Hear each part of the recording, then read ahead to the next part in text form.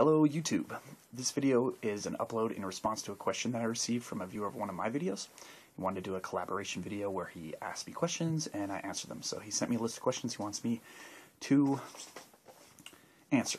And I'm going to try to do this in a concise, short fashion and not be long-winded and not repeat the question in the answer, which has proven to be difficult. This is not my first time doing this one. I've spent a little bit of time today trying to get this down. So, short plug for his sites. His name is Johnny Espo, E-S-P-O.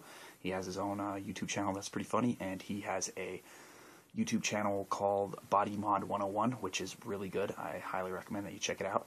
It has a bunch of creative, unique people on it who answer questions every week on different topics, and it's been quite a blessing to find it. Also, YouTube in general has been a blessing to me. It's made me not feel so alone in my journey of body modification. So here we go. My name is Jason. I am 36 years old. I was born in San Diego, California. I live in Colorado right now. I've lived in a bunch of big cities all over the United States and small. Spent a good chunk of my life, though, in Colorado and California. Had a high school teacher who saw that I was a pretty good artist, and I started hanging out with him at his house and after on the weekends, and he was a tattoo artist. He kind of is what people would call a scratcher. He built his own equipment and his own power sources, and he was a pretty good artist, though. His tattoos weren't all that bad. And between hanging out with him, and I had a artist girlfriend who turned me onto this book when I was like 16 called Modern Primitives. It's a book on tattoos, piercing, scarification, suspension, different non-mainstream things. So those are probably the two biggest influences early on in the whole tattoo body modification journey that I've been on. I'll show you the first tattoo that I got. This is it. It's the Sandman. Pay no attention to my Captain America socks. It's my favorite tattoo, by far. It represents dreams. He's the Lord of Dreams in DC Comics, the comic book called The Sandman. One of the seven endless, Morpheus. He's there too on the poster behind me. I love dreams, both figuratively and literally. The first tattoo I got was the first tattoo I did. The guy that I told you about, my teacher, he started it, did about 20% of the outline, and handed me the machine and said, "Okay, here you go. You know what to do." So I was kind of forced to finish my first tattoo. I put an opal on my forehead when I was 19. I was going through a rough time in my life, and I wanted something that was beautiful that the world can take away.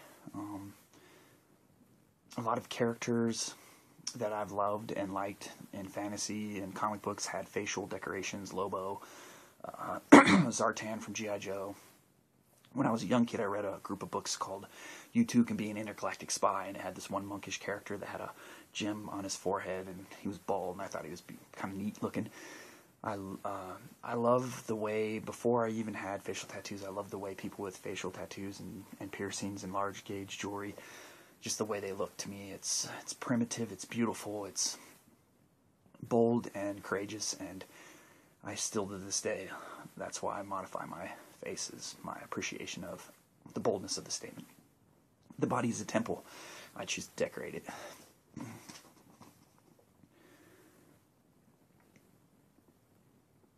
That's the reason why I modify myself too. I believe the body is a temple, and I want to decorate it, and I want to be unique and beautiful and different. I would feel kind of boring if I didn't have my tattoos, actually.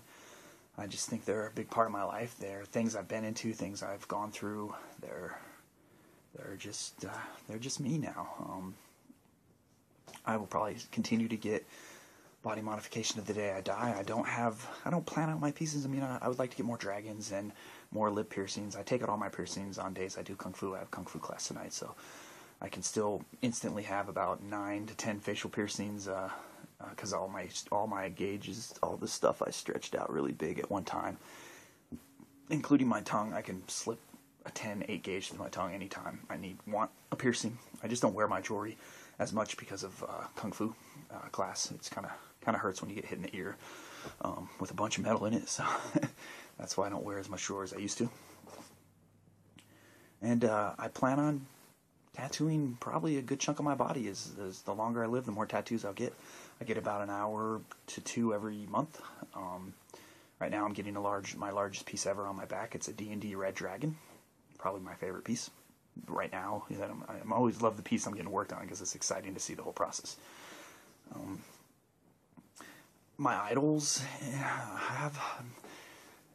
it's hard to say. I guess I don't really have a one particular person that I consider my favorite tattooed person. I mean, I love myself a lot, not to sound egotistical or arrogant, but I love my body modifications, and it's a journey, so I'm excited to see how they turn out. But Tattooed Mike in this book, there's an interview with him. I relate a lot to the way he answered questions in that book. He was a big influence why I tattooed my face. I love the way he looked.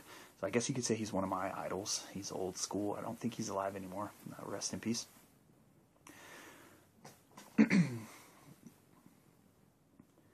I already spoke about, I want to get more lip piercings. I love my snake bites, and I love playing with the lip piercings a lot, so probably get more lip piercings. I have regrets. I made mistakes. Everybody have regrets. None of my regrets have to do with my piercings or tattoos, though. My biggest regret probably is not buying all the Magic the Gathering cards I could get my hands on back in 1993. Silly things like that. I regret not treating people better when I was younger. I was a little less tempered than I am now, a little more hot-headed, and I've kind of learned the hard way to be more respectful and mindful of my thoughts and words that I speak. I've made mistakes. If somebody says they don't have regrets, then I feel like they haven't made mistakes, or, nobody's perfect. You have to learn from your mistakes and regrets, but yeah, I'm not, there's things I would have liked to done differently. People I would have liked to treated better. Situations I would have liked to choose more wisely in.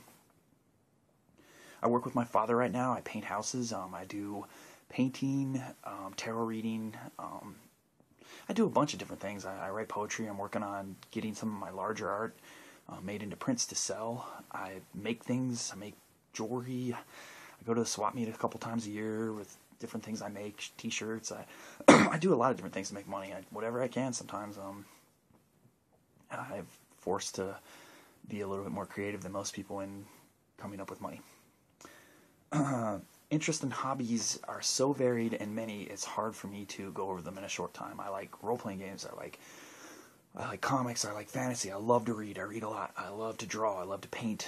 I play music. I play the accordion. I love music, all kinds of music, from Weird Al Yankovic to Slayer to Enya to Bauhaus and techno.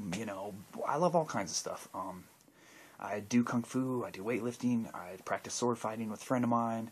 I paint miniatures, Warhammer miniatures. I read, I draw, I write, I observe people. I like vampires, dragons, pirates, wizards. I guess the reason why I like vampires so much is I wish I was one, just so I could pursue all the interests and hobbies that I have. Life's too short. I'm not going to get to read all the books I want or draw all the pictures that I'd like to, and it's not because I want to glitter in the sun or drive an Audi or anything like that. But my interests and hobbies will change as I live. I'm sure I'll have more than I have now.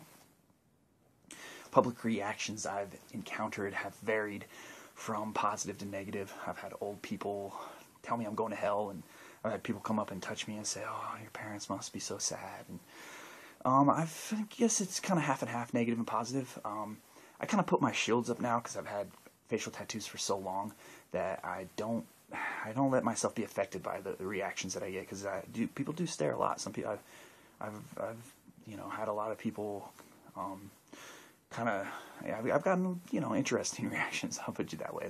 My brother and people I've hung out with have told me that people behind me will do all kinds of stuff, and so I just roll with it. I'm not too concerned what people think about me. I couldn't be, or I wouldn't leave my house. I have gotten good reactions. People come up and they love my tattoos. They say I'm beautiful, which always makes you feel good when somebody says you're beautiful. Kids are probably the best. I love the way kids react to me. They're excited a lot of times. Sometimes I've had a couple little kids be scared, but a smile can break all kinds of barriers. So I try to be positive and smile when I'm out in public. Old people sometimes can be a little judgmental. If they're in their 70s from that old school, they don't get it sometimes, and I think that's part of the reason why I do this. I like shock value. I'll admit it's kind of fun to get people to break them out of the norm of their day and their paradigm of what they feel is acceptable, that they've been programmed to believe is normal through their religious watching of television on a nightly basis, or whatever they've read or believed in. So it's kind of like my job to show them that people with facial tattoos are good people. They're not always the second to highest villain that they see in a movie,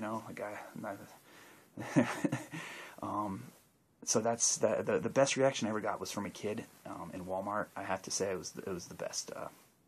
He was probably 6 or 7 years old, and I'm doing my grocery shopping, pushing my cart, and this kid walks up with his mom around the aisle, and his mom's pushing the cart, and he's like, "Look at that guy, Mom! He's got a tattoo on his face! Check him out!"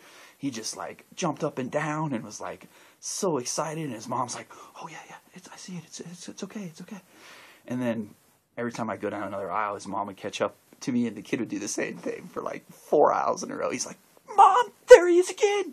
That guy, he's got a tattoo on his face!"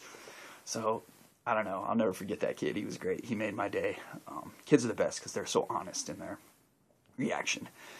So this is it. That's my video. I tried. I failed. I could not keep it under 5 minutes or even 8 minutes. So edit this how you feel free, Mr. Johnny Espo. Thank you for the opportunity to be part of your video. I hope that you consider me for future questions. I would love to take part in. I love some of the topics you've done already, and I'd love to be part of your channel if you would allow me to be. Once again, thank you, YouTube, for all your great comments, and peace and love to everybody. Don't care about the haters. That's originally why I started this whole YouTube thing, was to respond to a lot of the negative stuff I'd seen in other people with facial tattoos post. You guys can go ahead and keep on hating. Us, the lovers, will keep on loving. And I hate to tell you, hater, but it's a lot more fun to be happy and full of love and life than hate and bitterness. I've been both, so I know. And that's my video. I hope everybody enjoys it, and thank you for your time. And if you have any questions, feel free to comment below in the box. I'll be glad to do more videos and go in more depth to these questions if anybody would like. You can email me also at piratewizarddragon@gmail.com. And that's all for now. Bye.